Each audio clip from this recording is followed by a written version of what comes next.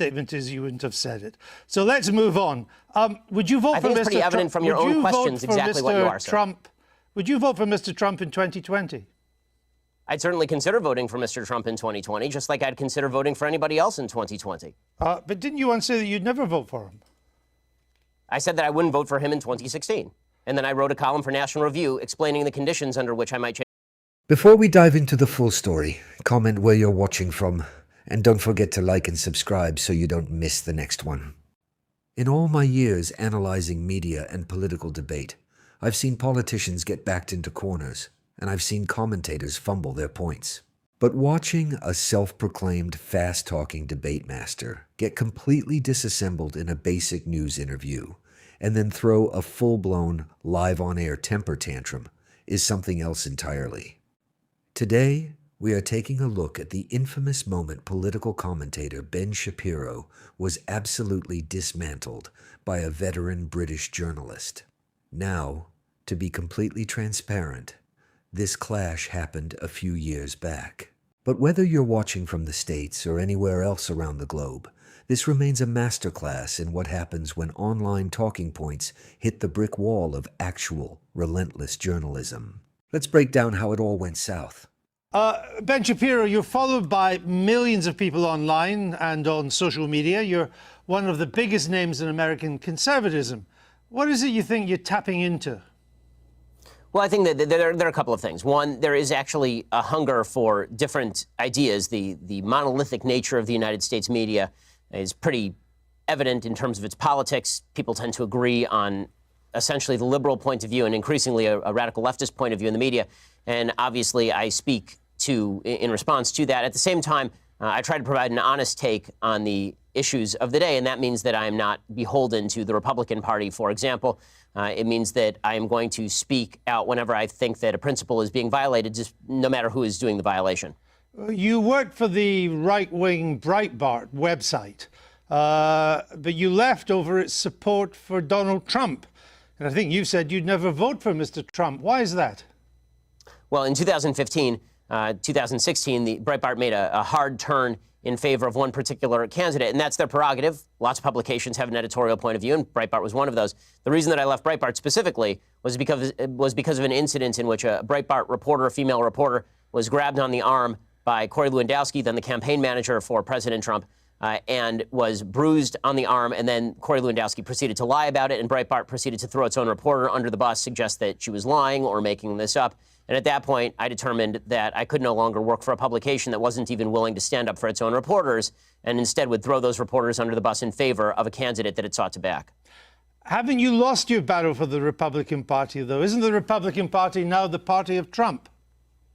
No, I mean, I think that the Republican Party is always the party of whomever is the president, technically speaking. But in terms of who are the sort of the thought leaders inside the conservative movement, who are the people who are driving a lot of the discussion inside the conservative movement, I don't think that's correct at all. I think that most Republicans see President Trump as a vehicle for their policy preferences, but that doesn't necessarily mean that they agree with all of his personal foibles or the way that he behaves or the things that he says. And I think a lot of Republicans respond in anger to the media attacking President Trump, mainly out of a reactionary and half-appropriate upset that the media seem to have a double standard when it comes to covering certain politicians. I'm interested that you think there's a thought movement inside the Republican Party. I mean, haven't the conservatives run out of ideas in America? All the new policies, the Medicare for all, $15 minimum wage, the Green New Deal, they're all coming from the left, and they're popular. Well, frankly, I'm confused by the idea that any of those are particularly new ideas. I mean, most of those ideas have been around since Franklin Delano Roosevelt at the very earliest, or at the very latest, rather. Some of them go all the way back to Woodrow Wilson. But the idea that new ideas are absent in the Republican Party is obviously untrue. We have a very strong debate that goes on inside sort of the conservative halls of intelligentsia about what is the appropriate action to take with regard to the medical system. Should global warming be considered a real threat, or should global warming be considered something that technology will solve? And if so, what are the best aspects of solving that? Now, there's a rich intellectual debate on the right about nationalism versus patriotism, for example, or populism versus free marketeerism. That debate is happening on the right to sort of suggest that the right in America is bereft of ideas, but the left is full of ideas. Number one, not all ideas are good ideas. I mean, AOC is pretty good evidence of that. I'm a big fan of some old ideas myself that I think are pretty good. But beyond that, I think that it is intellectual sneering of the highest order to suggest that only the left has new and decent ideas. Some of the ideas that are popular in your side of politics would seem to take us back to the Dark Ages, Georgia, new abortion laws, which you are much in favor of, that a woman who miscarries could get 30 years. A Georgian woman who travels to another state for an abortion procedure could get 10 years. These are extreme hard policies. Well, okay, a couple of things. One, I'm not sure. I mean, frankly, I don't know whether are you an objective journalist or are you an opinion journalist? I'm a journalist that asks questions. Okay, so you're a supposedly objective journalist calling policies with which you disagree barbaric and suggesting only one side of the political aisle has ideas. So I just want to point out that I wish you would at least be honest in your own biases. Mr. Shapiro, I know that broadcasting in America is now so polarized that on one program you only have the left and another one you just have the right. My job is to question those who have strong views and put an alternative to them. If you were an anti-abortion person, I would be putting pro-abortion questions to you. But you are really would you call the pro-choice position? So why don't you just answer my question, sir? I'm happy to answer your question. Please answer this one. Would you suggest that a late-term abortion is brutal? I'm not taking a view on this issue. I'm asking you the questions. Sir, you just suggested that the pro-life position is inherently brutal and terrible, so I'm asking you, as an objective journalist, would you ask the same question to a pro-choice advocate by calling their position brutal and horrible? What I'm asking you is that why is it that a bill banning abortions after a woman has been pregnant for 6 weeks is not a return to the Dark Ages? What's your answer? My answer is something called science. Human life exists at conception. It ought to be protected. Now, back to my question to you. You purport to be an objective journalist. BBC purports to be an objective down-the-middle network. It obviously is not. It never has been. And you as a journalist are proceeding to call one side of the political aisle ignorant, barbaric, and sending us back to the Dark Ages. Why don't you just say that you're on the left? Is this so hard for you? Why can't you just be honest? Seriously, it's a serious question. Mr. Shapiro, if you only knew how ridiculous that statement is, you wouldn't have said it. So let's move on. Would you vote for Mr. Trump? I think it's pretty evident from your own questions exactly what you are, sir. Would you vote for Mr. Trump in 2020? I'd certainly consider voting for Mr. Trump in 2020, just like I'd consider voting for anybody else in 2020. But didn't you once say that you'd never vote for him? I said that I wouldn't vote for him in 2016. And then I wrote a column for National Review explaining the conditions under which I might change my mind. You're a culture war warrior. Isn't he largely on your side? You wrote once it was unlikely he'd appoint conservative judges to the Supreme Court. He has. Right. So you were wrong. I like many of President Trump's policies, even if I still have serious reservations about his personality and character. Do you think there's a Democrat that could beat him in 2020? Sure, I think there are several Democrats who could beat him in 2020. Who would have the best chance? I think that Joe Biden is likeliest to beat him, considering that he has significant appeal in a lot of the Rust Belt, in places like Pennsylvania, Michigan, Wisconsin, the places that President Trump needs to win to retain the presidency. And Joe Biden also has a long history in politics, which means that the American people already have sort of a preconceived vision of him. President Trump, as a campaigner, is very good at dragging unknowns through the mud or at exposing details about people that are previously sort of covered up. But when it comes to Joe Biden, he's been well exposed for a very long time. Most people know him, and he's not nearly as unpopular even going in as Hillary Clinton was in 2016. So if it was a close race between Mr. Biden and Mr. Trump, you would, from what you say, I think, probably go for Mr. Trump. Yes, I would vote for Mr. Trump if it were a race between Biden and Trump, because I think that the damage that President Trump has done to the country on a character and rhetorical level has already been done and cannot be undone. I don't see it as getting worse day by day. That is the new status quo, unfortunately. Now the question becomes which policies I would most like to see enacted, and Trump's policy preferences are closer to my own than Joe Biden's are. Now, you're a star of new media, of conservative new media. You and others on the left and the right, you position yourselves as supposed tellers of hard truths. But haven't you all just really coarsened public discourse in America and exacerbated its divisions? You know, it's kind of odd to be hearing about me coarsening public discourse when you call policies you disagree with brutal and bringing us back to the Dark Ages, sir. The point, I don't want to return to it, but the point was to put a position for you to reply to it. And I thought we'd covered that. I'll put think some that of the points too, because on your your videos, characterization of issues is part of the problem in the coarsening of public debate. well, maybe it's also part of your problem too, because we have from your YouTube videos, Ben Shapiro destroys the abortion argument. Ben Shapiro destroys transgenderism and abortion.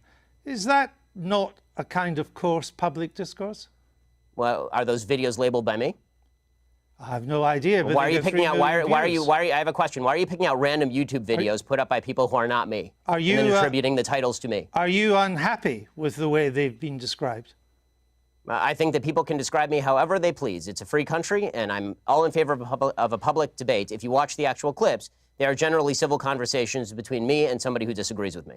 You say in your new book, you suggest that America's largest struggle at the moment is, quote, the struggle for our national soul. We are so angry at each other right now. And I think that's true. I've just returned from the United States. But aren't you part of the problem with the way you go about your discourse, not the solution? I think we can all do better in our discourse, but the fact that I've reached out to so many people across the aisle to have conversations with them is pretty evident. The fact that I was willing to walk from a publication that was paying me money over principle is pretty evident. The fact that I've called out President Trump, a member of a party of which I am a member, repeatedly when I think that he has done things that are immoral, I think is decent evidence that I'm looking at least for a civil conversation. Well, as you say in your book, you say that there's quite a key phrase, we are so angry at each other right now. But as I say, aren't you part of that anger? Aren't you encouraging that anger? For example, you described Mr. Obama's State of the Union address in 2012 as fascist mentality in action. Well, I think that if you want to argue with the characterization, then we can talk about what exactly his State of the Union address said. Is it charged language in politics? Sure. The problem that I have is not with charged language in politics, which I'm generally in favor of. I like a robust public debate and a very loud and spirited public debate. I have no problem with that whatsoever. What I'm talking about is the assumption that people with whom we disagree politically are inherently of bad character or, in your words, want to bring us back to the dark ages. But again, it was your description of the State of the Union address in 2012 as fascist. The wording of President Trump's 2012 address was bad and wrong. There are plenty of things that are bad and wrong, but it doesn't make them fascist.